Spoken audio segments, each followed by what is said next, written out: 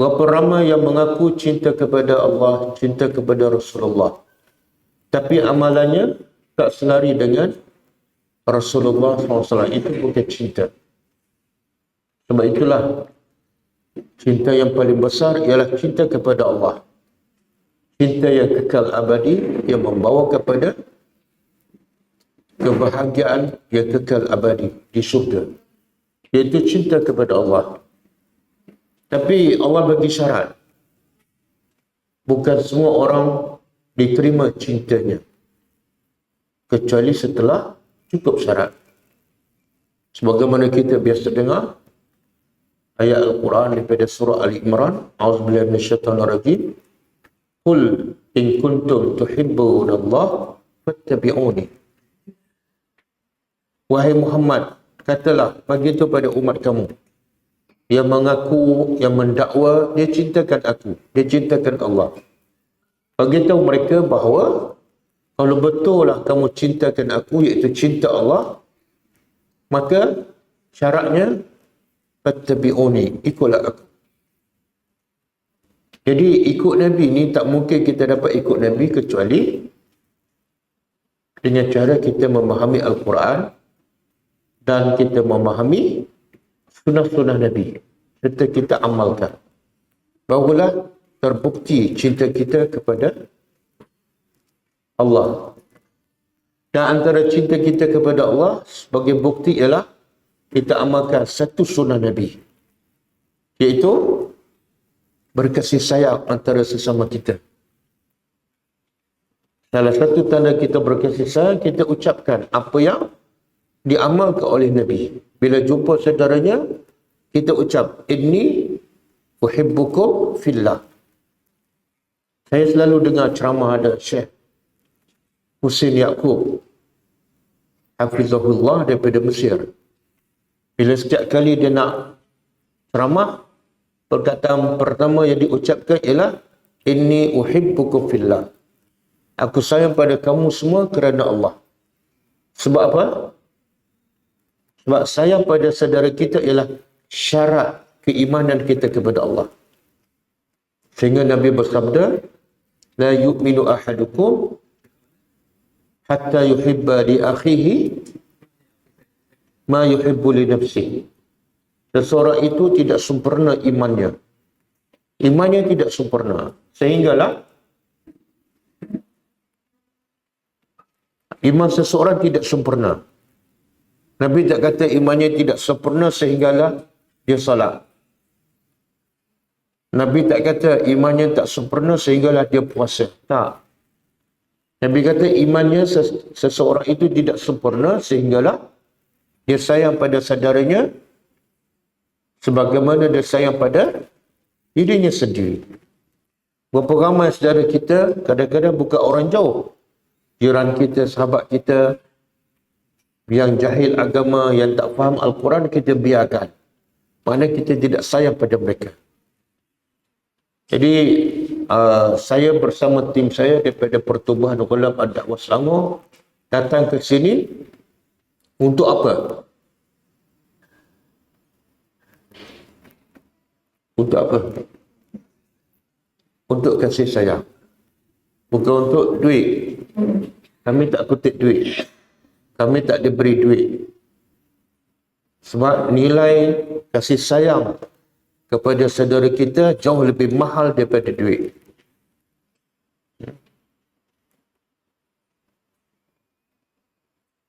Kalau bukan kerana sayang pada saudara kita, saya tak berjalan, saya tak datang sini. Kerana sayang, kerana dakwah, saya dan tim saya pusing satu Malaysia. Bahkan kita pergi ke Indonesia, kita pergi ke Thailand. Untuk apa? Untuk mempraktiskan kasih sayang antara sesama kita. Tadi kita pergi ziarah satu keluarga yang suaminya stroke kan. Bila kita pergi ziarah dia, kita tengok keadaan dia, kita rasa, ya Allah, aku dah hidup selama ni senang, sehat, ada kerja, cukup makan. Tapi saudara aku hidup dalam keadaan lemah, suaminya sakit, dia pula terpaksa berhenti kerja. Dan aku tak ambil tahu, aku tidak tidak ada iman aku tidak sempurna. Itulah Islam. Islam bukan solat sahaja, bukan pergi ke masjid sahaja, bukan pergi umrah sahaja, tak. Islam ialah sayang pada semua saudara kita. Tak kira di mana dia berada, apa status dia, apa kedudukan dia, selagi mana dia Islam, dia adalah saudara kita yang wajib kita sayang. Okey. Kita sayang juga kepada Rasulullah, tapi kita tahu tak perjalanan sejarah hidup Rasulullah sallallahu alaihi wasallam. Ramai yang baca Quran, ramai yang belajar fiqh, ramai yang belajar hadis, tapi tak ramai yang belajar sirah Nabi sallallahu alaihi wasallam. Bagaimana kehidupan Nabi? Bermula daripada turun ayat pertama, Iqra bismi rabbikal ladzi khalaq, sampai Nabi wafat. Tak ramai yang mengetahui sejarah hidup Rasulullah. Tapi mereka mendakwa mereka sayang pada Rasulullah. Bagaimana kita sayang pada Rasulullah tapi kita tak tahu pun sejarah hidup Rasulullah, kesusahan Rasulullah, pengorbanan Rasulullah untuk menyebarkan agama Allah Subhanahu Wa Taala. Kadang-kadang kita tak tahu pun. Jadi insya-Allah malam ni saya nak sebut tentang bagaimana susah, payah, penak teriknya Rasulullah menyebarkan Islam sehingga sampai ke pada kita. Sejarah Nabi ni panjanglah, saya nak petik sedikit sahaja. Kemudian saya nak kaitkan dengan tadabbur Al-Quran. Pada tahun 10, pada tahun ke-10 setelah Nabi dilantik sebagai Rasul. Kita tahu kan, Nabi bila mula berdakwah, terus ditentang oleh orang musyrik Mekah. Bahkan gelaran yang diberi kepada Nabi Al-Amin, semua yang hilang. Yang datang ialah Majnun, gila, syair, penyair, sahir, tukang sihir. Hilang terus gelaran yang mulia. Semua gelaran yang buruk. Sebab apa? Sebab Nabi menyampaikan dakwah, iaitu menyampaikan Al-Quran. Okey, pada tahun ke-10 setelah Nabi dilantik sebagai Rasul, sepanjang 10 tahun tu Allah membantu Nabi melalui dua orang ni. Melalui dua orang. Kerana ada dua orang ni, banyak kerja dakwah Nabi berjalan lancar. Dan orang musyrikin pun tak berani nak sentuh Nabi sebab ada dua orang ni. Siapa dua orang ni? Ya? Satu Abu Talib, pakcik dia. Pakcik dia ni kafir, tapi dia yakin yang anak saudara dia iaitu Nabi kita SAW bawa adalah ajaran yang benar. Maka dia pertahankan sehingga orang musyrik Mekah tak berani nak kacau Nabi. Yang kedua ialah isterinya Khadijah radhiyallahu anha. Isterinya bagi semangat, bagi motivasi dan bagi harta.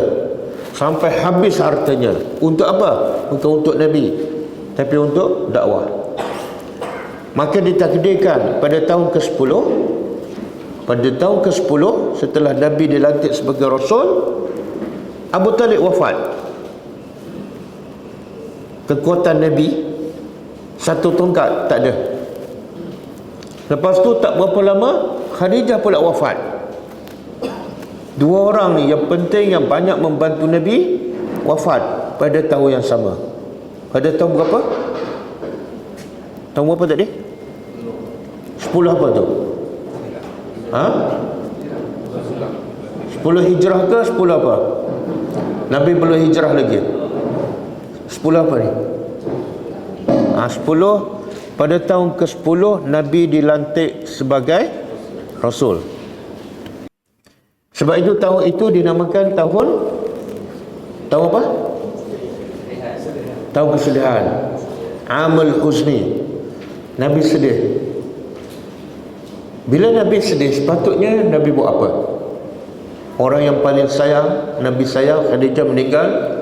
orang yang paling banyak membantu dan mempertahankan kerja dakwah Nabi meninggal, Nabi sangat sedih.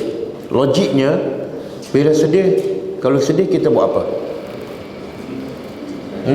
Kalau suami meninggal ke, ataupun isteri meninggal, kita buat apa? Menangis. Lepas menangis, kahwin lain.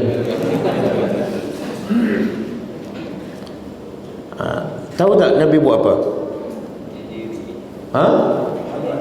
Menyendiri? Tak, Nabi menyendiri ataupun berkhalwat bila? Sebelum turun wahyu. Lepas turun wahyu, Nabi tak pernah lagi berkhalwat. Tak pernah. Walaupun selepas kematian Abu Talib dan juga Khadijah radhiyallahu anha, Nabi buat apa? Pergi ke Taif. Pergi melancong ke pergi apa? Pergi berdakwah. Kenapa tahun kesedihan Abu Talib meninggal, Khadijah meninggal, Nabi pergi berdakwah? Soalannya kenapa? Sebelum tu Nabi berdakwah tak? Selama 10 tahun Nabi berdakwah tak? Berdakwah. Tiba-tiba orang kuat Nabi meninggal, Khadijah dan Abu Talib mati. Nabi pergi pula berdakwah ke mana? Kenapa Nabi pergi berdakwah? Ambillah MC kan, isteri meninggal, sedih kan? Pergi berdakwah. Okey, Nabi pergi berdakwah ke Taif. Nabi pergi dengan apa? Siapa pernah pergi ke Taif? Katanya siapa pernah pergi? Pernah pergi? Pernah pergi ya? Pergi dengan apa?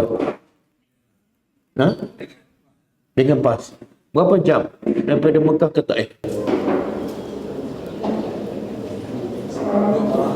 Ya? Berapa kilometer? Siapa tahu? Daripada Mekah, kita cinta Nabi, kita kena tahu apa berlaku pada Nabi. Laqad kana lakum fi Rasulillah uswatun hasanah.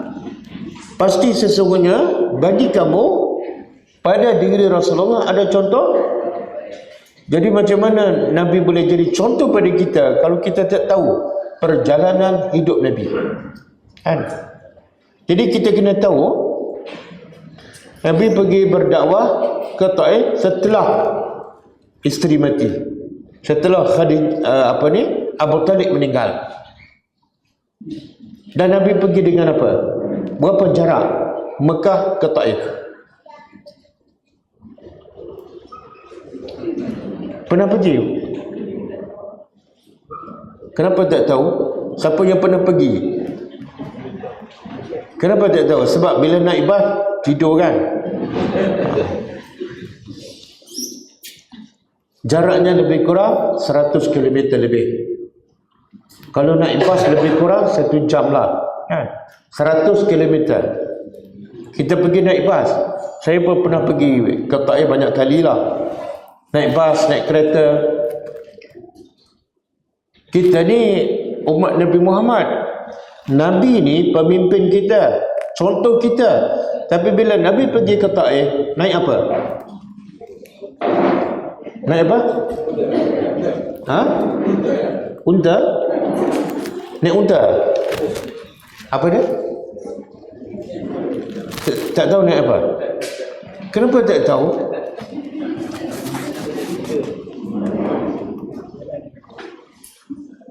Bukan, Nabi tak naik unta. Nabi berjalan kaki. Berapa kilometer? 100 kilometer berjalan kaki. Siapa di kalangan kita pernah berjalan kaki 100 kilometer? Pernah? Tak pernah? Oh, naik motor pernah lah. Naik motor 1000 kilometer dia sanggup. Tengok berjalan kaki.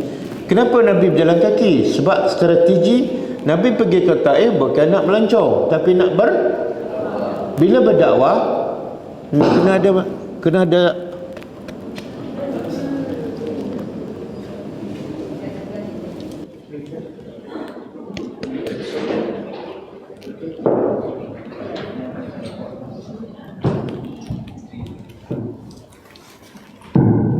apa bateri cepat habis, lama tak pakai Okey, Nabi pergi berdakwah. Bila berdakwah, orang kafir tak suka. Orang Mekah memang tak suka. Bila orang Mekah tak suka, kalau orang Mekah tahu Nabi keluar, orang Mekah akan sekat. Jadi Nabi nak mengelakkan daripada orang Mekah tahu bahawa Nabi nak keluar daripada Mekah, Nabi keluar berjalan kaki. Kalau Nabi naik unta, orang Mekah dapat perasan Nabi nak keluar daripada Mekah. Ini bahaya. Tengok orang kafir. Kalau orang kafir tahu Nabi keluar daripada Mekah, makna apa tu? Nabi akan sebarkan dakwah di luar dan akan bina kekuatan daripada luar ke serang Mekah. Dia akan halang Nabi. Maka apa patut Nabi buat supaya Nabi boleh keluar ke Taif tanpa dihalang oleh orang musyrikin Mekah? Nabi keluar berjalan kaki. Bila keluar berjalan kaki, orang Mekah tak terfikir pun Nabi nak pergi jauh. Sebab jalan kaki kan. Nabi tak fikir susah jalan kaki, tapi Nabi fikir apa? Dakwah berjaya. Nampak? Kemudian Nabi keluar dengan siapa? Zaid bin Harisah. Kenapa tak bawa Abu Bakar, tokoh sahabat? Umar ke? Umar masa tu belum masuk Islam. Dah masuk Islam. Jadi kenapa Nabi tak bawa tokoh-tokoh sahabat yang hebat?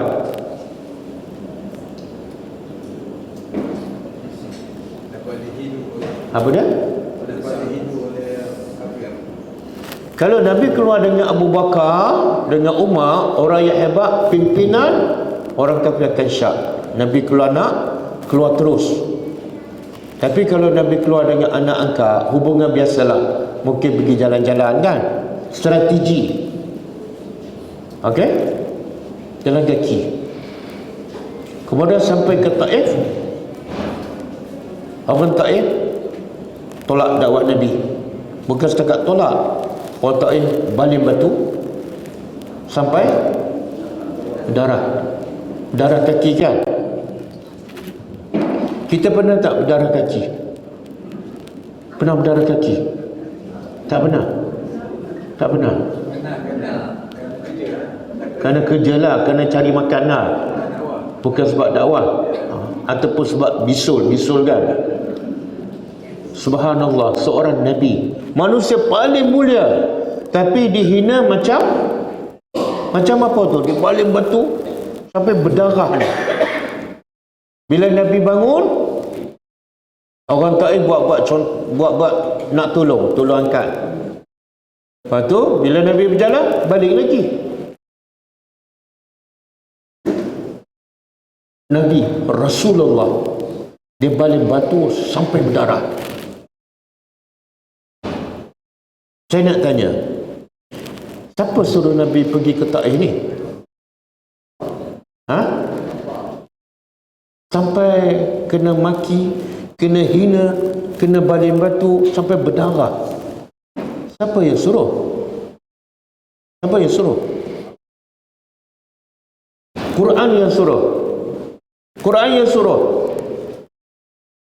Sebelum datang Quran, Nabi tak pergi ke mana-mana pun. Betul? Sebelum datang Quran, sebelum turun Al-Quran, Nabi pergi mana? Nabi pergi mana? Berniaga ke mana? Berniaga ke Syam. Tapi Nabi berdakwah tak? Tak. Kenapa? Sebab Quran tak turun. Bila Quran turun, Nabi tak pergi dah berniaga. Kenapa tak pergi berniaga? Kenapa Nabi tinggal kerja berniaga? Sebaliknya, Kalau pergi berniaga, dapat duit. Tak ada siapa baling batu pun. Orang baling duit adalah. Betul. Bila turun Al-Quran, Nabi tinggal berniaga yang dapat duit, tapi Nabi buat kerja dakwah yang dapat batu. Kenapa? Perintah siapa? Tapi Quran suruh juga tak berniaga? Suruh tak? Kenapa Nabi tinggal berniaga?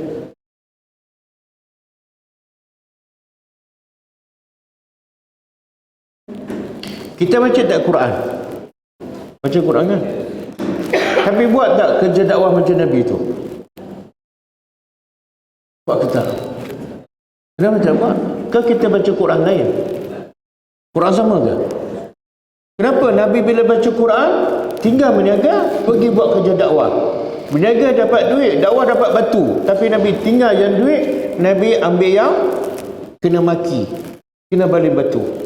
Jalan kaki 100 km. Kenapa? Kita baca Quran yang sama juga, tapi tak pergi berdakwah. Betul kan? Betul? Kenapa? Sebab tak? Sebab tak faham. Sekarang dah faham? Baru faham. Oh, on the way faham. On the way tu berapa lama dah? Tapi orang Melayu dah lama tak baca Quran. Dah lama tak? Yelah, sejak lahir kan? Sampai umur 40 tak berdakwah lagi. Sampai umur 50 tak berdakwah lagi. Tapi orang Melayu tahu tak bila Nabi lahir? Tahu tak? Tahu kan? 12. Bila sampai 12 Rabiul Awal, orang Melayu buat apa? Orang Melayu saya lah. Orang Melayu buat apa? Sambut Maulid Nabi. Kan? Siapa suruh? Siapa suruh? Nabi bila turun Al-Quran, Nabi berdakwah. Kita bila baca Quran, tak pergi berdakwah. Tapi 12 Rabiul Awal, kita sambut Maulid Nabi. Sebab apa? Sebab cinta.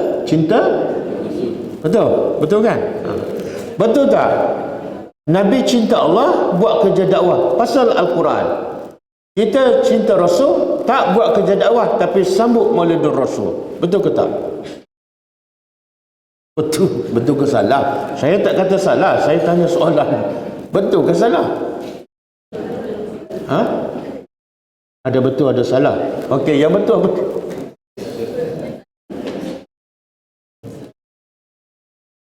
Nak sambut-sambutlah, tapi soalannya kita baca Quran yang sama dengan yang Nabi baca.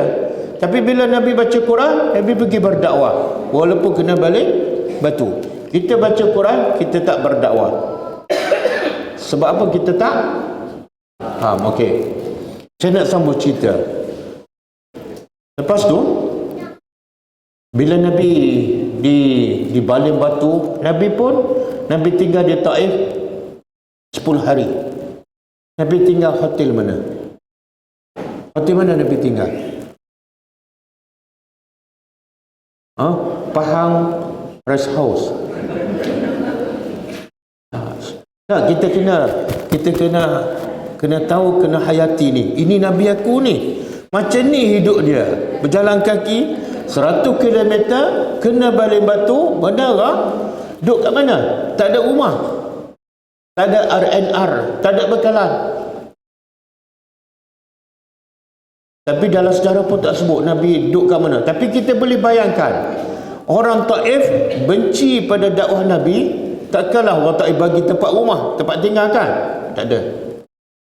Kita boleh bayangkan Nabi duduk di mana selama 10 hari. Okey? Jadi Nabi pun nak balik sebab dakwah ditolak.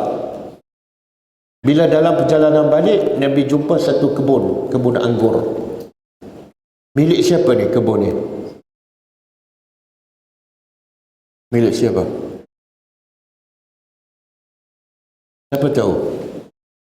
Milik Utbah bin Rabi'ah dan Syaibah bin Rabi'ah, dua beradik. Dia ni orang Mekah. Mekah ni tanah padang pasir, kering kontang, pokok pun tak ada. Walaupun buah-buahan banyak kat Mekah, tapi jangan ingat buah-buahan tu daripada Mekah. Semua buah-buah kat Mekah daripada luar. Mekah tak tumbuh pokok. Tapi Taif ni tempat sejuk, tempat subur, banyak tumbuhan, banyak tanaman. Macam kemarin Highland lah. Jadi orang Taif, banyak harta dia di Taif. Jadi kebun anggur yang tempat Nabi singgah ialah milik orang Mekah. Nama apa tadi? Dua beradik, Syaibah dan Utbah. Bapa dia nama Rabi'ah. Ini kepala orang musyrikin Mekah. Sebab tu Nabi pergi ke Taif, salah satu strateginya apa dia? Sebab Nabi kalau dapat mengislamkan orang Taif, dia akan menggugat kerajaan Mekah. Sebab orang Mekah banyak bergantung pada Taif. Harta mereka ada di Taif. Okey. Nabi berhenti di kebun anggur dan Nabi berehat.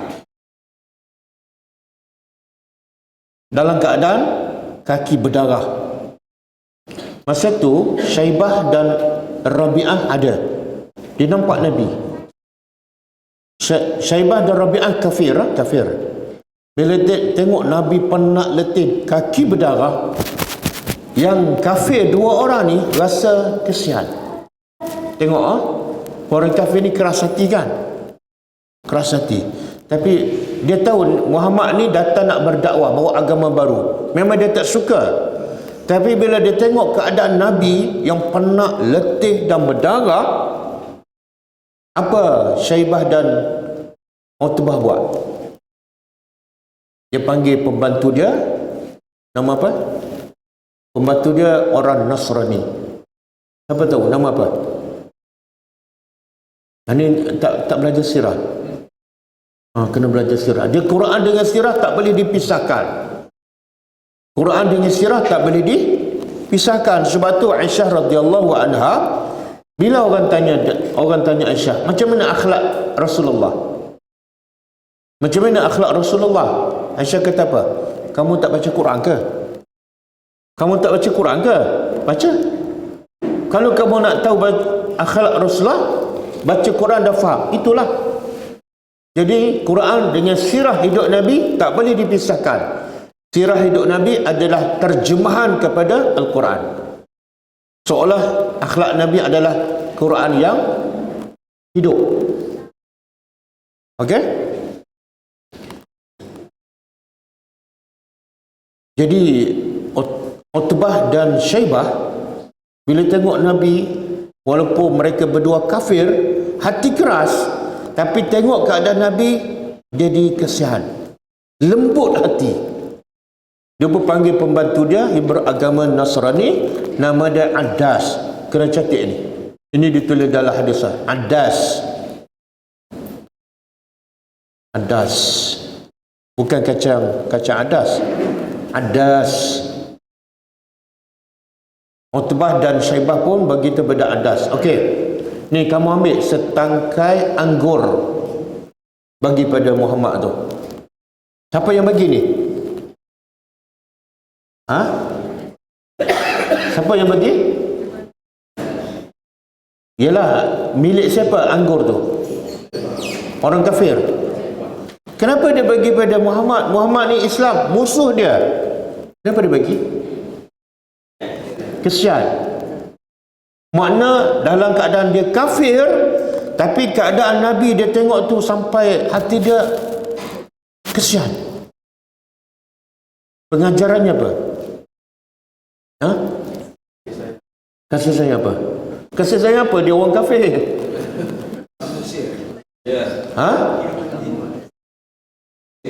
Sesama manusia.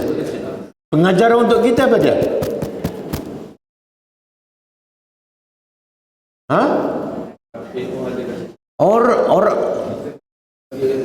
Orang kafir tengok keadaan Rasulullah boleh kesian. Kita dengar cerita Nabi sampai berdarah, kadang-kadang tak rasa apa-apa. Betul tak? Betul tak? Makna apa tu? Hati kita kadang-kadang. Lepas tu 12 Rabiul Awal sambut. lepas tu makan. Betul tak? Nabi ni separuh mati, berdarah. Kita tak buat kerja yang Nabi buat. Kerja kita apa dah? Kita makan je. Betul kan? Betul kan? Kalau buat majlis tak ada makan, orang kita pergi tak? Pergi tak? Saya kata insya-Allah malam besok kita ada sambutan maulud tapi tidak ada makan sebab kita tak ada bajet. Datang tak? Datang ke tak? Datang kali pertama. Tahun depan. Kali kedua? Cakap betul, cakap betul. Allah tahu dalam hati kita kan? Nabi lapar pergi tempat orang kafir kena baling batu, siapa nak bagi makan? Tapi bila orang kafir tengok kesian, dia bagi anggur, menunjukkan Nabi memang lapar. Itulah keadaan Nabi. Dan kita pernah dengar kisah Nabi Musa AS.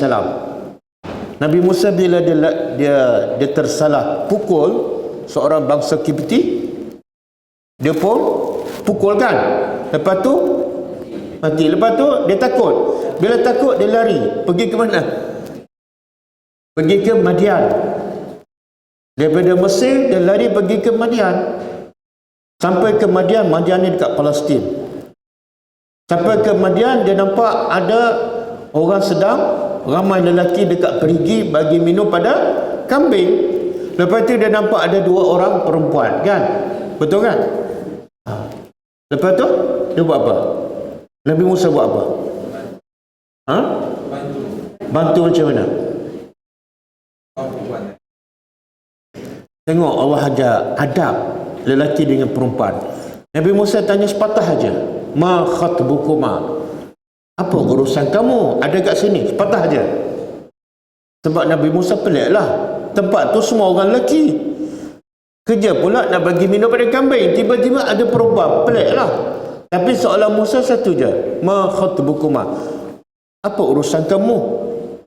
Nabi Musa tak tanya. Nama apa? Duduk kat mana ni? Umur berapa? Dah kahwin ke belum? Kita kalau tanya panjang kan? Betul kan? Ada nombor telefon ke? Patah je. Kemudian adab. Wanita pula jawab apa? Semua Allah sebut dalam Quran. Apa 2 wanita ni jawab pada Nabi Musa AS? Allah sebut dalam Quran. Baca tak kisah tu? Mesti baca sebab ada dalam Quran. Apa jawapan perempuan ni?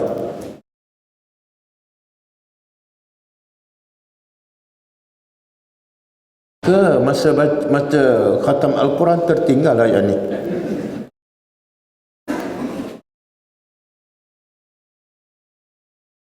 Okey, ada Quran tak? Ada Quran. Okey, cuba buka surah ni. Surah Al-Qasas.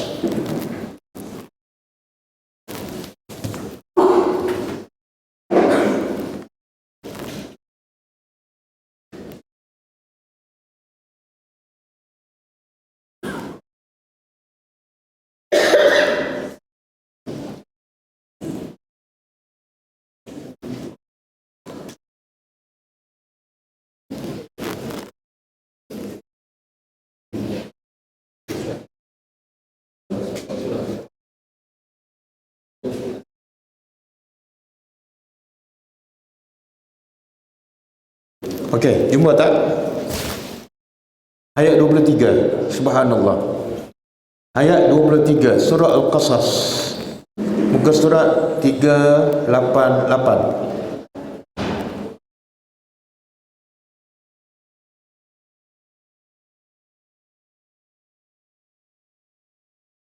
Jumpa? Okey. Cuba tengok terjemahan. Apa wanita ni jawab pada soalan Nabi Musa? Musa tanya sepatah aja. Apa urusan kamu berdua? Wanita jawab apa? Kami tidak beri minum sehingga gembala-gembala yang lelaki itu bagi minum. Kemudian dia beritahu sebab apa? Bapa dia Tua. Apa patah? Nabi Musa tanya, kamu buat apa kat sini? Dia jawab apa? Kami tak akan bagi minum kambing kami sehingga semua lelaki itu habis. Faham tak? Maksud apa tu? Apa dah? Banyak cakap. Tak, kenapa dia kata kami tak akan bagi minum sehingga semua gembala yang lelaki tu bagi minum pada kambing mereka, semua habis baru kami pergi. Maksud apa tu?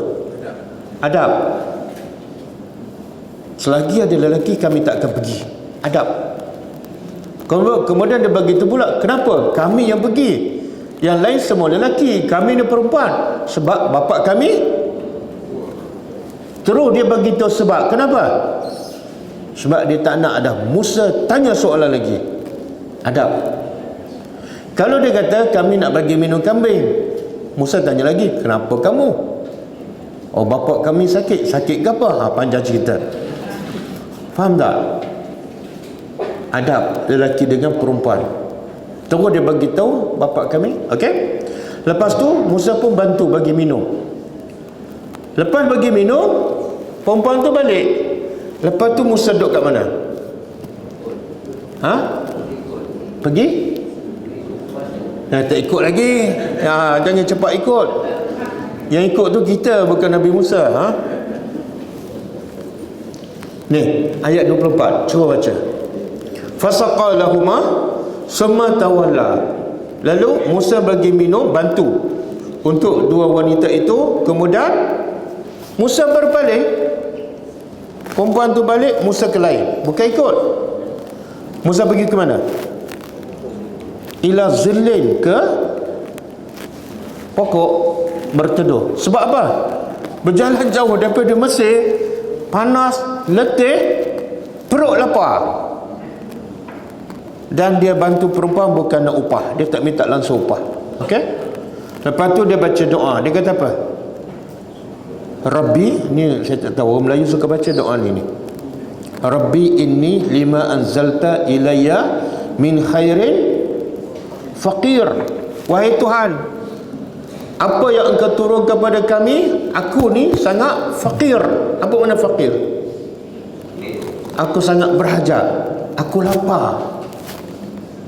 Makna seorang Nabi tersalah bunuh orang, terpaksa lari, jadi buruan, dalam keadaan lapar, mengadu pada Allah, ya Allah aku lapar. Nabi boleh faham? Saya nak kaitkan dengan kisah Nabi kita tadi. Bila pergi berdakwah di Taif, tak ada bekalan makanan, kena mati, kena balik batu, berdarah, duduk kat kebun, lapar. Sebab tu orang kafir tu tengok, walaupun kafir tapi lembut hatinya. Sebab apa? Tengok keadaan Nabi sangat menyedihkan. Kita mengaku kita cinta pada Nabi, kan? Tapi kadang-kadang apa yang berlaku pada Nabi kita tak tahu, kan? Okey. Lepas tu bila pembantu Utbah dan Syaibah bawa anggur kepada Nabi, dia kata makanlah. Nabi pun ambil dan Nabi baca bismillah. Nabi baca bismillah. Bila dengar Nabi baca bismillah, Adas ni pembantu kepada Utbah yang beragama Nasrani. Dia kata, aku tak pernah dengar orang kat Taif ni bila nak makan baca bismillah. Ni pelik ni. Nabi pun tanya, kamu daripada mana?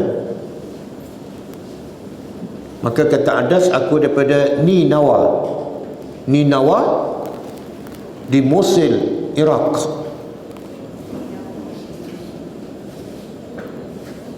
Maka Nabi pun kata, oh, Ninawa ni tempat Nabi apa? Ninawa, tempat Nabi Yunus bin Matta. Adas terkejut. Macam mana kamu tahu? Dia tanya Nabi Muhammad. Dia tak tahu itu adalah Nabi Muhammad. Macam mana kamu tahu pasal Nabi Yunus bin Matta? Nabi Muhammad pun jawab, zalika akhi, Nabi Yunus adalah saudara aku. Dia adalah Nabi dan aku adalah Nabi. Faham tak? Maka Adas pembantu tu terus mengucap 2 kalimat syahadat dan beriman. Terus dia cium muka Nabi, cium tangan Nabi, cium kaki Nabi. Beriman. Hanya dengan apa? Dengan apa? Nabi tak berdakwah lagi pun. Yang Nabi berdakwah orang kafir. Orang kafir tolak, kena baling batu. Yang ni Nabi belum dakwah, dah beriman. Dengan apa? Bismillah. Adab, akhlak. Dengan nama Allah. Tengok, kadang-kadang dakwah ni simple je. Tak perlu ceramah panjang kan? Ini ceramah panjang, forum perdana, 3 ahli panel. Ramai yang tidur. Tengok, Allah nak bantu. Nabi berdakwah pada orang kafir. Orang kafir tolak, baling batu. Yang ni bukan target Nabi ni, tapi Allah bantu. Sebagai hiburan pada Nabi. Orang kafir tolak, Adas terima. Terhibur tak hati Nabi? Pernah letih jalan kaki kena baling batu, ada orang terima dakwahnya dengan hanya perkataan Bismillah. Pengajar untuk kita pada pengajaran. Sabar. Perkara yang paling penting untuk menarik orang masuk Islam ataupun berubah ialah akhlak. Ni cakap panjang je tapi bohong. Kan? Cakap banyak tapi mengarut. Cakap lain, buat lain. Orang tak akan terima Islam. Kan? Kadang-kadang orang kita tengok, orang tengok kita baru balik masjid. Lepas tu pergi lepak kedai makan roti canai. Bismillah pun tak sempat baca. Pakai kopiah. Janggut pun panjang. Lepas tu lepas makan roti canai pula, isap rokok pula. Kan? Pun jadi masalah juga. Okey. Lepas tu Adas ni, bila tuan dia, bos dia, nama apa tadi? Utbah dan Syaibah. Panggil Adas. Mari sini. Apa kamu buat ni? Kenapa kamu cium muka dahi Muhammad? Cium tangan dia. Kenapa ni? Kemudian dia bagi warning. Jangan kamu terfitnah dengan ajaran Muhammad tu. Itu ajaran sesat. Apa jawapan Adas? Tengok, sahabat-sahabat Nabi ni bila dia masuk Islam bukan saja-saja, tapi dia yakin betul-betul dan dia akan pegang betul-betul. Maka bila ditegur oleh bos dia, apa jawapan dia? Dia kata yang aku cium tu adalah Rasulullah, manusia terbaik di atas dunia ni. Dengan tegah dia cakap depan siapa? Bos. Berani tak? Kita berapa lama dari Islam? Berapa lama dari Islam? Kadang-kadang nak cakap benar-benar pun takut. Fikir 10 hari nak cakap ke tak, nak cakap ke tak. Sebab apa? Islam kita Islam? Islam apa? Islam warisan. Warisan lah, bukan parti warisan kat Sabah tu. Islam warisan. Betul kan? Kadang-kadang nak tegur anak pun takut. Aku tegurkan dia merajuk pula. Tapi sahabat tak. Bila dia masuk Islam, dia tak fikir dah hilang pekerjaan ke, kena pukul, kena ses, tak ada. Sebab apa? Kenapa? Sebab Islam yang dipegang adalah lebih mahal daripada dunia. Hilang kerja tak ada apa, jangan hilang Islam. Jangan hilang iman. Okey? Lepas tu Nabi pun balik dan singgah satu tempat. Nabi bangun tengah malam. Masa tu solat 5 waktu tak ada. Nabi bangun tengah malam, Nabi solat. Solat apa? Solat apa? Solat malam lah. Solat waktu malam kan. Masa Nabi solat, ada orang dengar. Siapa dengar? Siapa yang dengar? Haris bukan. Orang yang dengar tu memang tak nampak. Jin. Nabi tak tahu pun. Masa Nabi bangun malam, Nabi solat, Nabi baca Quran, jin yang dengar. Nabi tak tahu. Bila jin dengar, Allah rakam dalam Quran.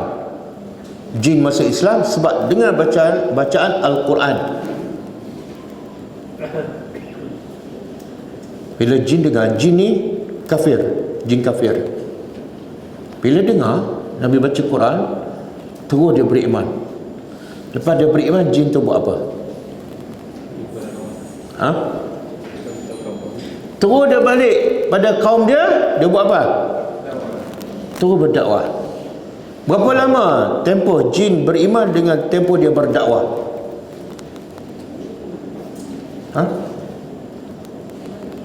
Apa yang menggerakkan jin untuk dia beriman? Apa yang menggerakkan jin untuk beriman? Nabi ada bagi ceramah? Ada bagi ceramah? Tak ada. Nabi buat apa? Hanya baca. Makna apa tu? Pengajarannya apa?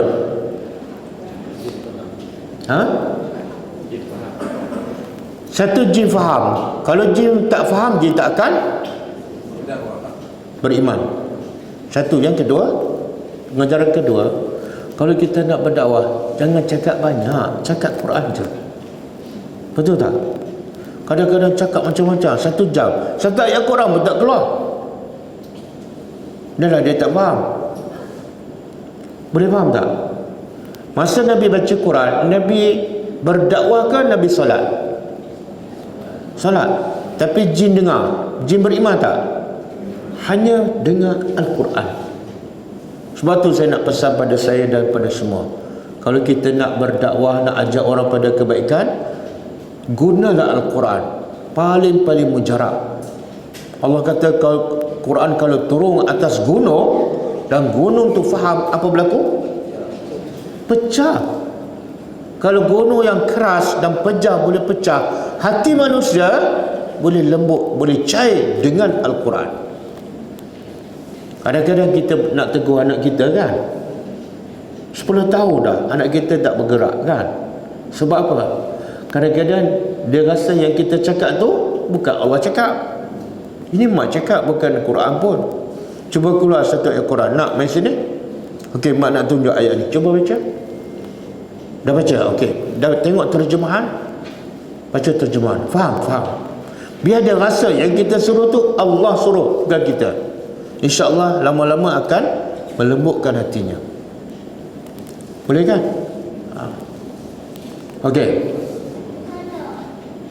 Jadi Nabi pergi ke Taif nak berdakwah siapa? Orang Taif. Orang Taif terima tak dakwah? Tak. Tapi Nabi dapat tak hasil dakwah? Apa dia? Satu, adas. Yang kedua, jin. Ada kata yang mendengar tu 7 orang. Tapi yang 7 orang beriman, dia balik berdakwah, ramai lagi yang beriman. Subhanallah. Nabi nak berdakwah orang lain yang beriman. Okey, soalan saya, siapa yang menggerakkan Nabi untuk pergi ke Taif, berjalan kaki sampai Nabi sanggup tanggung risiko kena baling batu, sampai adas beriman, jin beriman? Siapa yang menggerakkan Nabi? Al-Quran. Yalah, betul Allah. Tapi sebab perintah Allah melalui Al-Quran. Itu tahun ke berapa tu? Tahun ke-10. Masa tu Quran dah lengkap ke belum? Belum. Mungkin ada beberapa surah, beberapa juzuk saja. Tapi dakwah dah berjalan tak? Jalan. Kita sekarang Quran dah lengkap tak? Dah lengkap 13 juzuk kan? Dah baca dah? Baca kan? Berapa kali khatam? Tapi dakwah jalan tak? Tak. Kita dengan jin siapa lebih baik? Jin. Oh, jin kata malam ni baru mengaku aku lebih baik ya.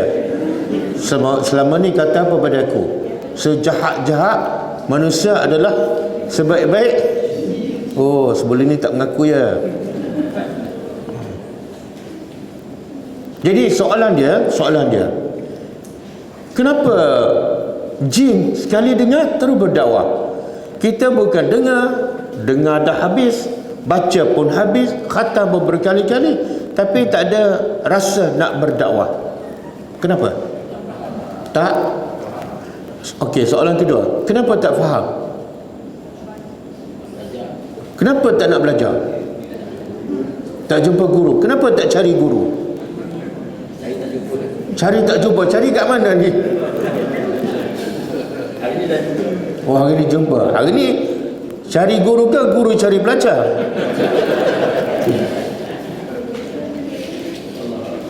Allahu Akbar. Nampak tak? Cuba buka surah Al-Muzammil. Surah Al-Muzammil.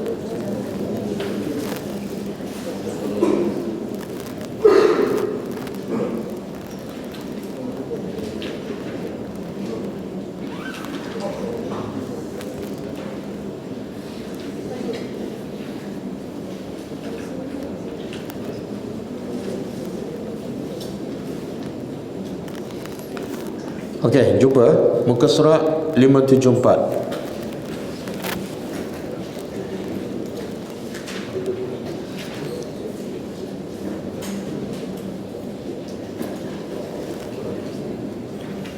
Surah Al-Muzammil muka surat 574. Okey, semua jumpa. Cuba tengok, cuba kita tadabbur.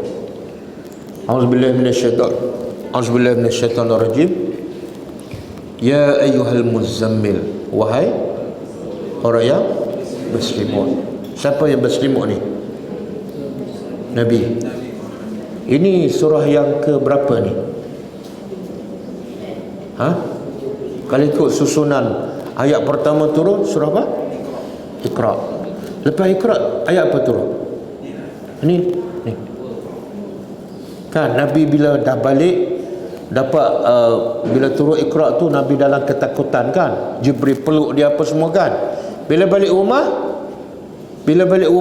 Nabi suruh isteri dia dan anak, selimutkan aku. Nabi pun berselimut. Bila Nabi berselimut turun ayat ni. Allah kata, wahai orang berselimut, buat apa? Qum, bangun al-lail, malam, illa, kecuali sedikit. Mana berapa jam? Bangun malam kecuali sedikit. Mana tidur banyak ke jaga banyak? Tidur banyak. Tengok betul ayat tu, Tidur banyak ke jaga banyak?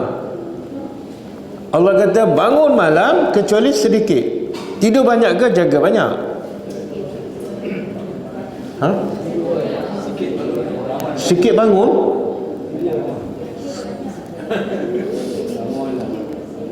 Sudah. Ayat pertama dah itu dah. Tak. Ayat yang kedua tu. Bangun malam kecuali sedikit. Mana bangun banyak ke tidur banyak? Bangun banyak.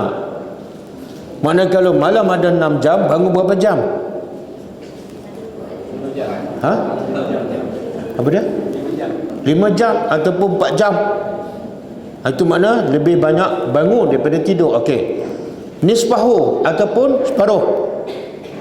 Separuh makna kalau 6 jam, 3 jam bangun, 3 jam tidur. Awin qus minhu ataupun kurang daripada separuh. Kurang daripada separuh makna kalau 6 jam berapa jam? 2 jam. Auzid ataupun lebih sedikit daripada separuh. Lebih sedikit mana separuh mana 2/3 lah. Kalau 6 jam jadi 4 jam ataupun 5 jam. Okey. Bangun buat apa? Warattilil Qur'ana, bacalah Quran dengan tertil. Apa makna tertil? Baca dengan tertil ni baca ja'alahu mufarraqan, baca satu-satu, jangan baca laju, makhraj mesti betul. Okey, kenapa kena baca satu-satu? supaya faham. Kalau baca laju sempat tak nak bayangkan makna dia? Kan? Lepas tu bila kita solat tarawih, kita pilih imam yang baca satu-satu ke imam yang baca laju? Laju. Sebab apa? Tengok, niat dah salah. Niat salah. Solat nak cepat habis, bukan nak faham imam baca. Betul kan? Okey. Baca Quran perlahan. Kemudian kenapa ni? Saya nak tanya, Allah suruh Nabi bangun sebahagian besar malam. Bangun buat apa? Baca Quran. Saya nak tanya, ini ayat kedua turun. Dah banyak tak Quran turun masa ni? Tak banyak. 2-3 surah je. Tiba-tiba Allah suruh Nabi bangun sebahagian besar malam dan baca Quran. Makna apa tu? Walaupun sikit tapi kena baca betul-betul, faham betul-betul. Sebab tu kita pernah dengar tak, Nabi pernah baca satu ayat sahaja dan Nabi ulang dalam solat sepanjang malam, daripada tengah malam sampai subuh. Nabi ulang satu ayat aja. Pernah baca? Pernah tahu? Tak tahu. Nabi baca ayat apa tu?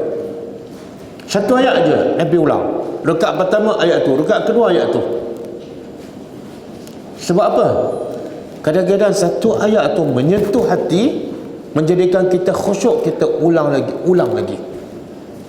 Mana lebih baik baca ayat Quran banyak tak faham apa-apa, daripada baca satu ayat tapi menyentuh hati? Mana lebih baik? Sikit kan? Nabi baca surah Al-Ma'idah ayat 118. In tu'azibhum fa innahum ibaduka wa in taghfir lahum fa innaka antal azizul hakim. Nabi ulang-ulang sebab seronok faham ayat Allah. Okey. Kemudian Allah beritahu ayat seterusnya. Apa dia? Kenapa kamu kena bangun malam? Surah Quran tak banyak lagi. Bangun malam pula bukan sikit, sebahagian besar. Kenapa? Inna sanulqi alaika qawlan. Sebab Allah begitu, sebab apa?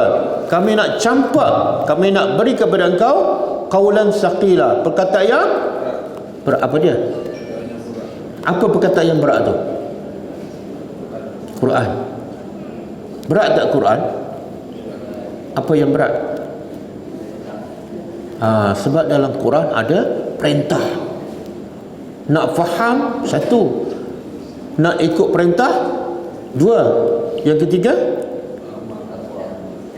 nak amalkan. Yang keempat, berat kita. Berat. Sebab tu ramai yang tak faham. Dan sebab itulah bila dia baca Quran, dia rasa ringan je. Kenapa? Bukan nak faham pun, bukan nak amal pun, nak khatam. Betul? Mana lebih berat? Kita baca nak faham dan nak amal, dengan kita baca nak pahala, mana lebih berat? Nak amal. Sebab tu selama ni ramai orang baca Quran, dia tak rasa berat pun, dia rasa seronok. Betul? Paling-paling seronok bila dekat nak khatam kan. Ada satu muka surat lagi, seronok. Tengah-tengah tu mengantuk, liak je. Bila nampak hujung tu, seronok kan. Allah beritahu awal-awal lagi, kena bangun malam, sebab kami nak campak pada engkau Quran yang sangat berat. Sebab tu dalam surah Insan Allah kata, fasbir li hukmi rabbika. Kamu kena sabar dengan apa? Quran yang penuh dengan hukum Tuhan engkau. Kena baca, kena faham, kena buat, kena sampaikan. Okey, lepas tu Allah kata apa? Ayat seterusnya. Kenapa? Inna nashi'atal laili hiya ashaddu wat'an wa aqwamu. Apa maksud dia? Allah nak bagi tahu sebab kenapa kena baca Quran di waktu malam. Kenapa kena baca Quran di waktu malam? Jawapannya sebab Quran ni berat, nak faham, nak amal. Maka waktu paling sesuai ialah, kenapa waktu malam paling sesuai? Suasana tenang, fikiran kita tak fikir pasal dunia kan. anak-anak pun tidur, kita boleh fokus. Betul tak? Jadi Allah kata Quran ni satu benda yang berat. Kamu kena fokus, kena bagi perhatian, jangan ada urusan dunia yang mengganggu. Maka waktu paling sesuai ialah malam. Tapi kita biasa tak baca Quran tengah malam? Biasa? Luar biasa. Yang biasa buat malam, tengah malam apa dia? Tidur. Baru ni musim bola kan, ada bangun tengah malam? Oh tak ada. Malam ni pun ada bola kan? Lawan apa dah? Ha? Oh Thailand, boleh lawan Thailand. Muslimat pun tahu, bagus muslimat berani. Okey.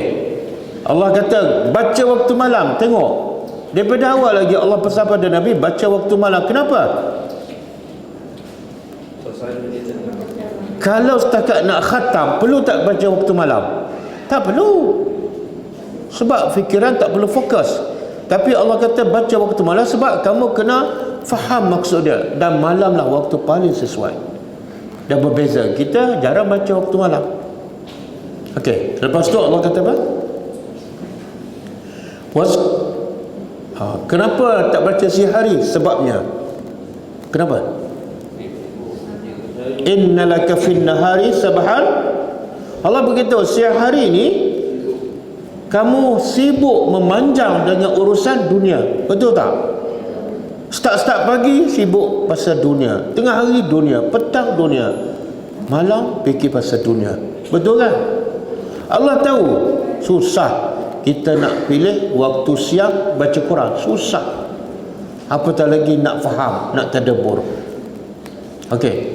Lepas tu saya dapat faham, saya dapat maklumat Haji Zaid buat ada kelas tadabbur kan. Bila? Selepas subuh ke sebelum subuh? Sebelum subuh. Sebelum subuh. Jadi bagilah masa. Sebab Quran penyelamat kita di akhirat besok. Saya nak bagi tahu, kalau rumah kita terbakar kan, orang kata kalau kamu nak selamat, kamu kena terjun. Kita terjun tak untuk selamatkan nyawa? Terjun tak? Yelah, nak turun tak boleh, api penuh. Tapi kalau terjun mungkin selamat, cuma mungkin patah lah. Kita terjun tak? Terjun. Okey, saya nak tanya, kalau Nabi kata kalau kamu nak selamat daripada api neraka, tak payah terjun, baca Quran, faham dan amal je. Mana lebih senang? Terjun bangunan ke baca dan faham Quran? Tapi kita buat yang mana? Teruklah. Saya tak faham. Kalau nak selamatkan nyawa, dia sanggup terjun. Tapi nak selamat daripada neraka, dia tak ada masa nak tadabbur Al-Quran. Pelik tak? Pelik tapi benar. Siapa yang tadabbur Al-Quran patah kaki? Ada? Tak ada lah. Siapa yang tadabbur Al-Quran patah gigi? Tak ada.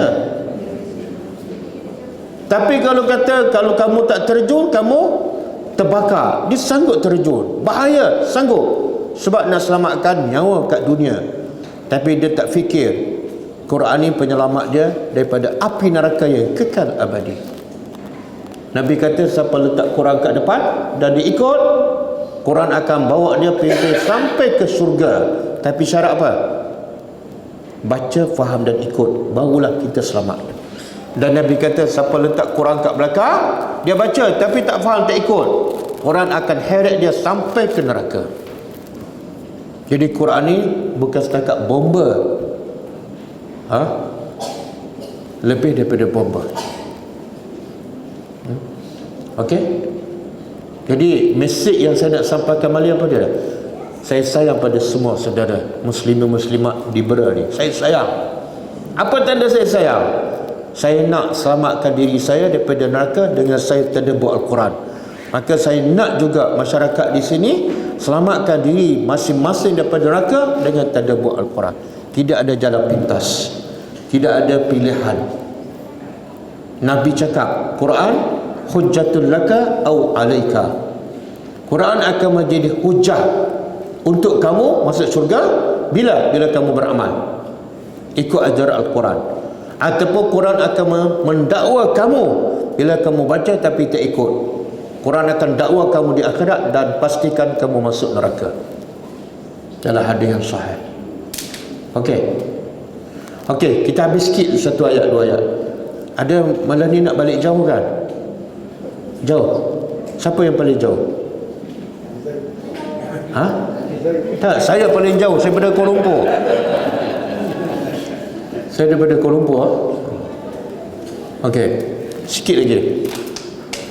Kemudian Allah kata apa? Wazkur isma rabbika wa tabattal ilahi tabtila. Cuba faham. Wazkur, ingatlah, isma rabbika, nama, zikirlah, salatlah dengan menyebut nama Tuhan engkau. Kemudian apa makna wa tabattal ilahi tabtila? Apa makna dia? Cuba faham makna tabtila. Tadi tertila, sekarang tabtila. Makna dia apa? Beribadatlah pada Allah, zikir ke salat, tabtila sepenuh hati, dan putuskan hubungan dengan dunia. Jangan tengah zikir ingat pada dunia, jangan tengah salat ingat pada kenduri besok ada dua. Itu makna tabtila, iaitu masa kamu berzikir, solat, putuskan hubungan dengan urusan dunia. Baru kamu akan dapat rasa khusyuk dan lazat beribadat. Lepas tu Allah kata apa? Rabbul masyriqi wal maghrib la ilaha illahu fattakhizu wakila, kan? Okey, last ayat yang ke-10. Allah kata apa? Wasbir, dan hendaklah sabar. Sabar apa ni? Sabar apa? 5. Wasbir ala ma yaquluna. Okey, cuba kita faham. Ayat ni awal-awal lagi ya. Bukan dah tengah, bukan di akhir, awal dakwah lagi. Turun Iqra, lepas tu Allah suruh Nabi bangun malam, suruh baca Quran. Lepas tu Allah suruh Nabi sabar. Sabar di atas apa? Apa yang dikatakan oleh siapa? Orang musyrikin. Apa orang musyrikin kata pada Nabi? Gila. Betul tak? Sebab apa orang musyrikin kata Nabi gila? Sebab Nabi baca Quran. Sebab tu Allah pesan awal-awal lagi. Lepas ni bila kamu sampaikan Quran pada mereka, mereka akan kata kamu gila, tukang sihir. Maka kamu kena buat apa? Sabar. Nampak tak? Awal-awal lagi Allah dah masuk dalam kepala Nabi. Quran ni bukan untuk dibaca je. Quran untuk kamu faham, kamu sampai. Bila kamu sampai, kamu kena maki. Masa tu sabar. Kita ada tak guru Quran? Guru Quran, bila kita nak start baca Quran je, guru Quran bagi tahu. Nak baca Quran kan? Nak belajar Quran kan? Okey. Lepas ni kena sabar. Kenapa Tok Guru? Sebab lepas ni kamu kena maki kat orang. Ada Tok Guru cakap macam tu? Ada? Tak ada kan? Tok Guru cakap apa? Betulkan bakhrak tu, bagi cukup arakah. Betul? Dah betul bakhrak, cukup arakah, alik. Allah pesan apa pada Nabi? Lepas kamu baca Quran ni, orang kafir akan maki kamu. Kamu kena beza tak? Beza tak hari pertama Nabi terima Quran dengan hari pertama kita terima Al-Quran?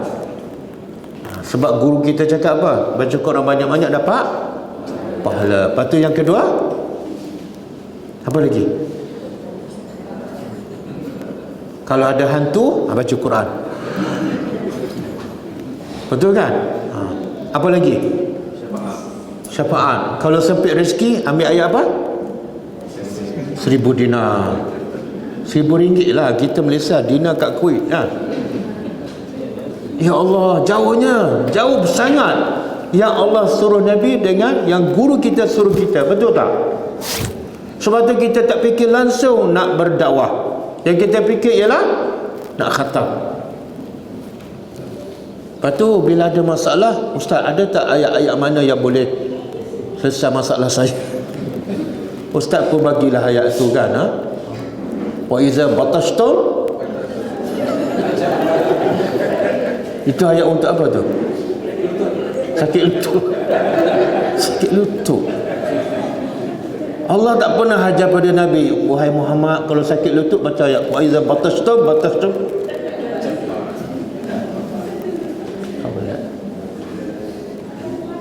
Apa lagi? Wa iza batashtum jabbarin. Apa maksud dia? Siapa pernah sakit lutut? Pernah baca ayat tu? Tak pernah? Tak pernah kan? Apa maksud ayat tu? Allah, tak.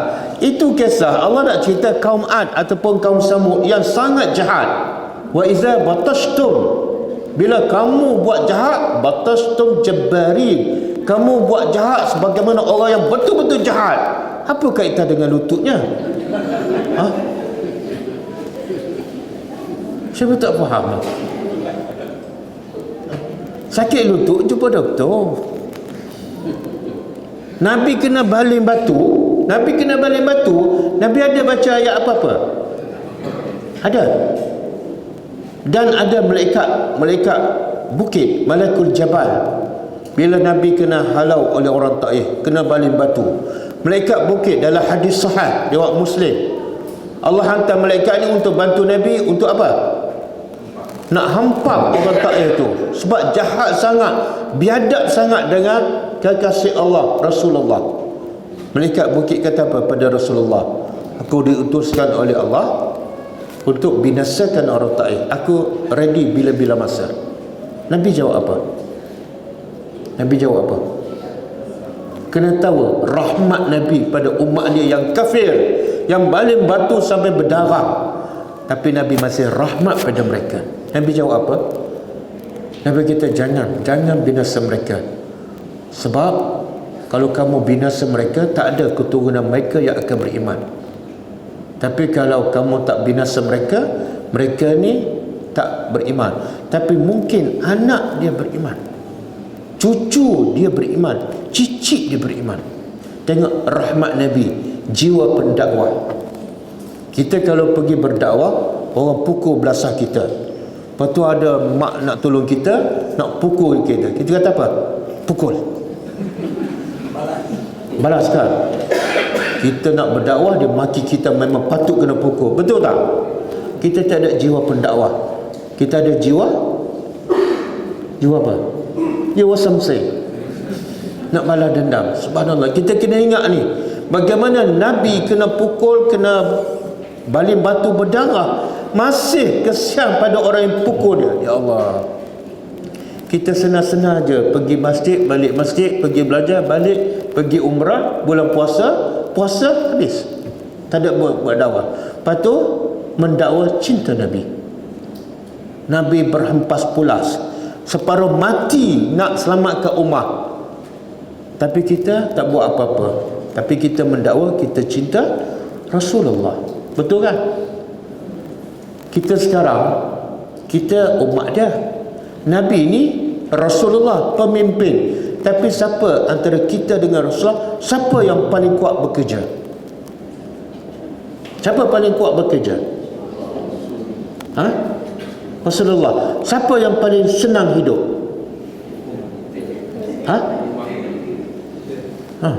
Nabi paling susah bekerja, Nabi paling susah hidup. Kita pula paling relax bekerja, paling senang. Tapi kita mengaku, ya Allah, aku adalah umat Nabi Muhammad, aku cinta Rasulullah. Patut tak? Patut ke tak? Kalau saya lah, kalau kita pemimpin, kita bekerja keras, orang bawa kita relax je. Patut dia kata, Datuk, saya memang cinta pada Datuk sebagai seorang pemimpin. Kita bekerja keras, dia relax je. Kita mengaku tak dia ni pengikut kita? Kita kata apa? Porah lah. Betul tak? Kamu suka pada aku, tapi aku yang bekerja keras, kamu Itulah gambaran kita dengan Rasulullah. Rasulullah pagi petang siang malam, malam solat tahajud, siang berdakwah, berjihad, kena baling batu, tak ada rehat. Kita relax je, betul tak? Kenapa kita relax banyak? Kenapa kita relax banyak? Sebab tak faham Quran, betul. Dan saya datang ke sini tak ada siapa jemput, tapi sebab Quran suruh saya datang. Sebab Quran lah saya pusing satu mizan, bera ni saya tak pernah datang. Dulu saya jumpa Haji Zaid dengan Zul kat Kelantan 5 bulan yang lepas, bulan 7, masa saya ada program tadabbur di Kota Baru. Lepas tu dia jemput saya datang. Saya fikir bera ni kat mana ni, saya ingat jauh kat Kemaman Dumul. Jadi saya pun tak terfikirlah nak datang. Tapi bila Ustaz Ikhwan bagi tahu tak jauh daripada Kuala Lumpur 2 jam, saya kata okey, minggu depan saya datang. Sebab kerana dakwah, saya bukan dijemput dan bukan dibayar. Sebab saya faham Quran, saya wajib pergi. Kerana dakwah, kerana Quran, saya sampai ke Thailand bukan nak melancong. Saya sampai ke Indonesia bukan nak melancong, tapi pergi berdakwah. 2 minggu lepas 2-3 minggu lepas kita pergi ke Jambi, Indonesia, jumpa pelajar tadabbur yang dah hajar tadabbur, dan kita nak dia sebarkan tadabbur Al-Quran di sana. Masa kita pergi dapat kumpul lebih kurang 20 orang pelajar tadabbur. Tak ada melencong kerana dakwah. Itulah bila kita faham Al-Quran, kita tak akan duduk diam. Bila kita banyak relax, banyak songnya, itu tanda apa tu? Kita belum faham Al-Quran. Nabi bila faham Quran tak ada masa rehat, betul tak? Bila Nabi bercuti, ustaz takkan tak boleh rehat langsung, kata cinta Nabi. Sebab tu Imam Ahmad Ibn Hanbal, bila anak dia tanya bila nak berehat, saya bekerja je, saya berdakwah je. Apa dia jawab? Kamu akan berehat bila kaki kamu mula memijak syurga. Berehatlah sepuas-puas, betul tak? Dalam syurga kena berdakwah lagi tak? Kena datang tak kelas macam ni? Tak payah datang, saya pun tak nak buat kelas dah. Relax je. Itulah balasan orang yang bekerja keras kat dunia, kat akhirat relax. Tapi kalau relax kat dunia, di akhirat belum tentu rehat. Semoga Allah beri kekuatan pada kita untuk faham kata-katanya, faham Al-Quran, untuk faham sunnah Nabi, untuk kita beramal dan untuk kita sampaikan. Semoga kita selamat dan kita dapat membantu untuk orang yang selamat, insya-Allah. Sekian setakat tu, dan mungkin ada soalan. Ada soalan? Ini bila kita berdakwah, kita bawa buku poket ni. Buku poket dikeluarkan oleh NGO kita. Ada buku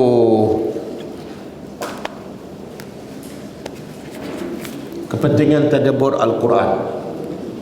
Ramai orang tak tahu apa makna tadabbur, wajib ke sunat, apa faedah tadabbur. Buku ni saya tulis apa makna tadabbur, kenapa kena tadabbur, apa kebaikan tadabbur.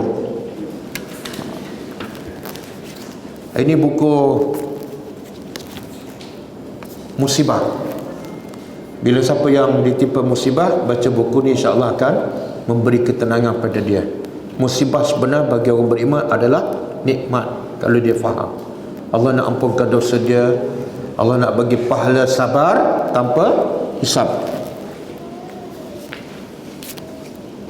Ini buku kecil. Bila kita berdakwah, kita bawa buku ni. Dan untuk asal kita bagi percuma je. Kita bagi percuma. Ini kenapa anda wajib solat. Ramai yang tak solat sebab tak faham apa faedah solat, kenapa kena solat, apa kebaikan. Baca simple je, siap dengan dalil.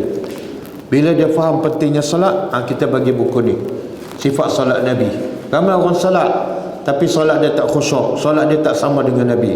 Jadi kita tulis buku ringkas sifat solat Nabi, siap dengan bergambar dan dalilnya. Okey. Lepas tu ada zikir pagi petang. Ini semua sunnah Nabi ni. Berapa ramai yang pergi masjid, pergi umrah, tapi amalan penting zikir di waktu pagi dan zikir waktu petang dia tak baca. Sebab apa? Mungkin dia tak tahu, ataupun dia tahu tapi buku tak ada.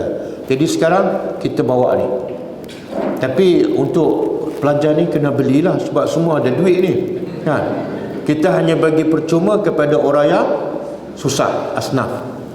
Zikir pagi petang. Ini 72 doa dan zikir harian. Sunnah Nabi, cinta Nabi, kena amal lah sunnah Nabi kan. 72 doa dan zikir harian yang Nabi selalu baca. Daripada mula bangun pagi, baca doa.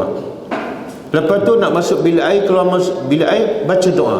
Lepas tu pakai baju. Lepas pakai baju, baca doa. Abang pakai baju hari ni baca doa tak? Baca doa? Tak baca? Kenapa tak baca? Ha? Tak tahu? Kenapa tak tahu? Cinta Nabi tak? Sebab kita tak tahu kan.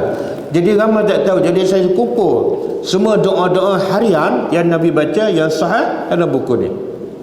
Nabi kata siapa yang baca, yang pakai baju, kemudian dia baca doa pakai baju, Allah ampunkan semua dosa kecilnya yang dulu dah akan datang. Ya Allah, besarnya nikmat baca doa, lebih besar daripada nikmat pakai baju.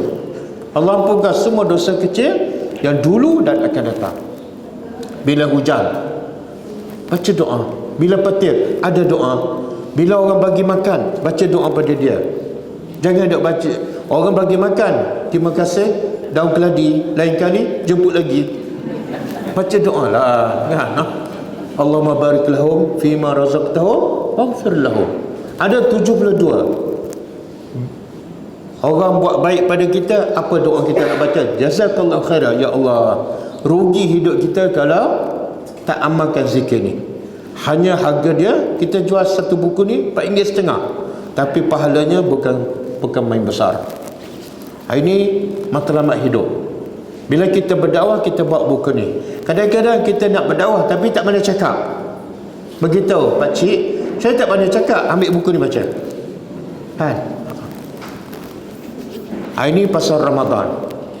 Persiapan untuk menghadapi Ramadan. Bila Ramadan, apa Nabi buat 10 akhir Ramadan, macam mana Nabi iktikaf, ada dalam buku ni.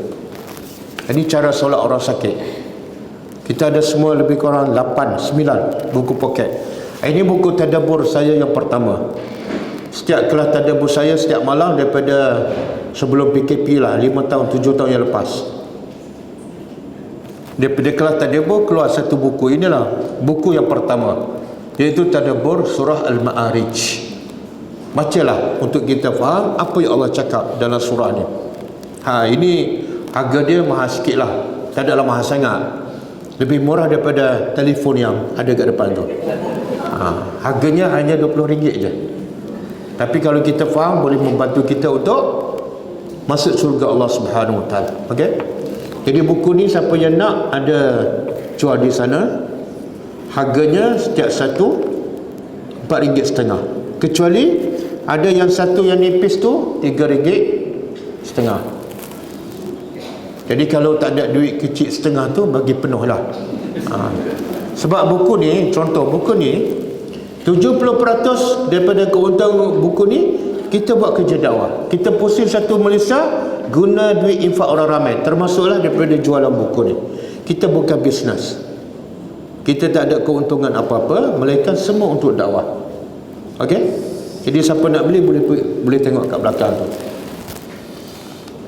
Okey, ada soalan?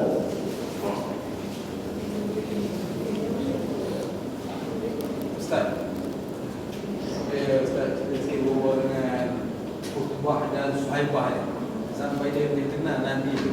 Dia berbual dia. Utbah dan Syaibah bin Rabi'ah, dia orang mana?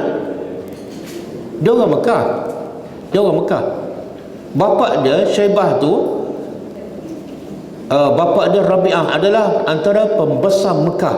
Mesti kenal Nabi, mesti kenal. Orang Mekah siapa yang tak kenal Nabi? Sebelum dilantik sebagai Nabi, semua gelarkan Nabi sebagai Al-Amin, sebab dia orang Mekah. Okey, ada soalan lain? Tak ada? Tanya sebab saya bukan selalu datang. Assalamualaikum. Satu soalan, macam mana, tahap mana ataupun sejauh mana ataupun ada had kat mana lah untuk kita mentafsirkan Al-Quran ini mungkin boleh kita gunakan akal. Kita mentafsir Al-Quran menggunakan akal dan sekali boleh setakat mana, tahap mana. Jawapan dia tak boleh mentafsir Al-Quran menggunakan akal. Jawapannya tak boleh. Jadi tak ada tahap lah. Tak boleh mentafsirkan Al-Quran menggunakan akal. Sebab itulah saya bila nak tadabbur, saya akan baca buku tafsir muktabar 2-3 tafsir. Kalau saya tak sempat prepare, saya akan batalkan kelas tu. Ini kata-kata Allah, tak boleh guna akal. Walaupun kadang-kadang guna akal kebetulan sama pun salah. Okey? Okey, ada soalan lain? Tak ada. Ada? Satu Ustaz. Tak tolong jelaskan perbezaan tadabbur dengan tafsir. Dia saya bagi contoh senang. Soalan dia perbezaan antara tadabbur dan tafsir. Tadabbur ni kita perhati. Tadabbur. Perhati ayat sampai kita faham, sampai kita tahu apa perintah Allah dan kita buat. Itu tadabbur. Tafsir kita hanya faham maksud.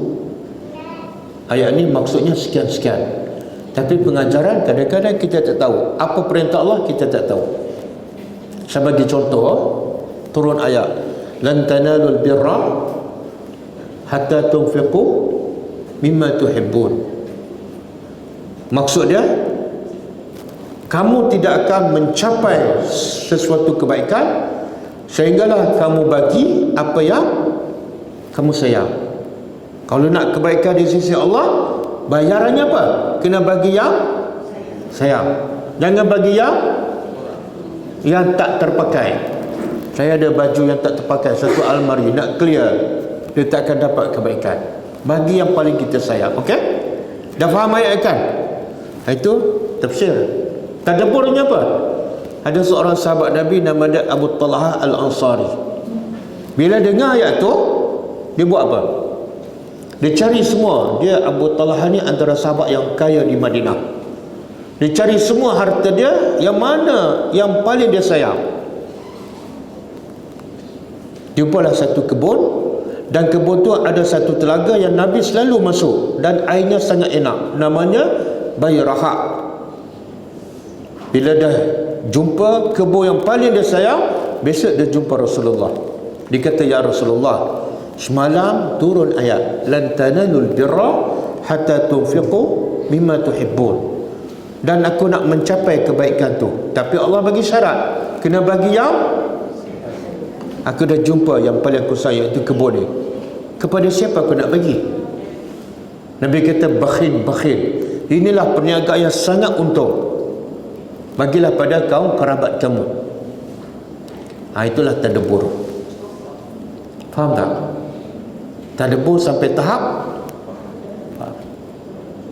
faham tak ayat tu kan? Tapi kita belum tadabbur, sehinggalah kita bagi yang kita sayang. Beli baju, pakai dah ketat, bagi ke orang. Itu bukan tadabbur. Tadabburnya apa?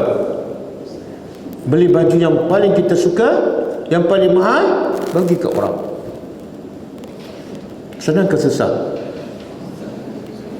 Saya nak tanya, kenapa Abu Talha senang nak bagi? Kebun yang paling dia sayang. Lagi dia sayang, Nabi selalu masuk kebun dia. Macam mana mudah baginya? Kenapa mudah baginya? Sebab yang dia nampak bukan kebun tu, yang dia nampak apa? Yang Allah nak bagi itu. Yang Allah nak bagi jauh lebih baik daripada kebun dia.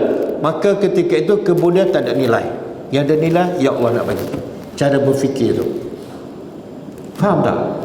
Kita sayang nak bagi barang yang kita sayang sebab kita tak nampak yang Allah nak bagi. Yang kita nampak, ni aku punya, aku nak pakai puas dulu, kan? Okey, cukup lah. Apa yang baik daripada Allah Subhanahu Wa Taala, apa yang tidak baik daripada saya, dan sekiranya ada terkasar, tersilap, saya minta maaf. Sehingga kita berjumpa lagi. Kalau nak jumpa setiap malam boleh. Nak jumpa setiap malam boleh, insya-Allah saya sanggup. Tapi secara online. Boleh tengok buka kelas tadabbur saya setiap malam daripada Isnin, Selasa, Rabu, Khamis, Jumaat, setiap malam pukul 9.30 secara online. Buka Facebook Ghulam Ad-Da'wah, insya-Allah. Okey, kita tutup dengan membaca tasbih kafarah. Subhanakallahumma wa bihamdika asyhadu an la ilaha illa anta astaghfiruka wa atubu ilaik. Assalamualaikum warahmatullahi wabarakatuh. كتاب الله ترق جنانه وتنى العظيم